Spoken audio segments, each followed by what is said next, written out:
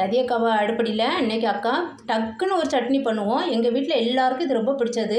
உடச்சக்கல்ல ஒரு 3/4 கப்பு எடுத்துருக்கிறேன். உங்களுக்கு உங்கள் வீட்டில் மெம்பர்ஸ் தகுந்த மாதிரி எடுத்துக்கோங்க. அதை போட்டுக்கலாம். அப்புறமா ஒரு கைப்பிடி அளவு நல்லா மல்லித்தலை அலசிட்டு வச்சுருக்கிறேன். ரொம்ப தண்டு எடுக்க வேணாம். தண்டு கொஞ்சம் சின்ன பிஞ்சு தண்டை பார்த்து மட்டும் எடுத்துக்கலாம். மீதி தண்டு வேணாம். இப்போ 2 பச்சை மிளகா, நல்லா காரம் வேணால் 100 பச்சை மிளகா போட்டுக்கலாம். அப்புறம் ஒரு 2 பல்லு பூண்டு, கொஞ்சமாக கல் உப்பு போடுறேன்க்கா, சால்ட்டு. இதையும் போட்டு தண்ணி ஊற்றி கொஞ்சம் சட்னி பதத்துக்கு அரைச்சிட்டு வந்துடலாம். எங்கள் வீட்டில் இது புதினா சட்னி பிடிக்காது, ஆனால் இந்த சட்னி ரொம்ப ரொம்ப ரொம்ப பிடிக்கும். என் ஹஸ்பண்ட் எல்லாத்துக்குமே. அக்கா அடிக்கடி செஞ்சிருவேன். இது டக்குன்னு ஒரு சட்னி, ரொம்ப இன்ஸ்டண்ட்டாக ரெடி பண்ணிடலாம். இப்போ தண்ணி ஊற்றி அரைச்சிட்டு வந்துடுவோம். அவ்வளோதான், சட்னி அரைச்சாச்சு. இனிமேல் சின்னதாக பவுலுக்கு மாற்றிட்டு சின்னதாக ஒரு தாளசம் போட்டுக்கலாம். இந்த சட்னிக்கு பேரே எங்கள் வீட்டில் 1 மினிட் சட்னி மம்மி. அவ்வளோதான், 1 மினிட்டில் நான் அரைச்சிடுவேன். இப்போ ஒரு சின்னதாக ஒரு தாளசம் போட்டுக்கலாம். அக்கா இப்போ ஒரு சின்ன தாளிப்புக்கு 2 தான் அடுப்பில் வச்சு 1 ஸ்பூன் போல் தான் ஆயில் விட்டுருக்குறேன்.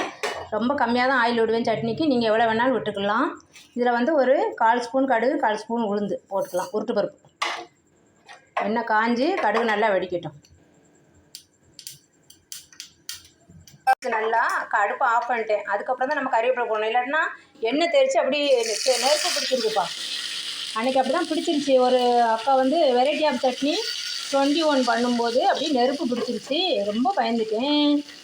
அவ்வளோதான், இப்போ நம்ம சட்னியில் எடுத்து ஊற்றிக்கலாம்.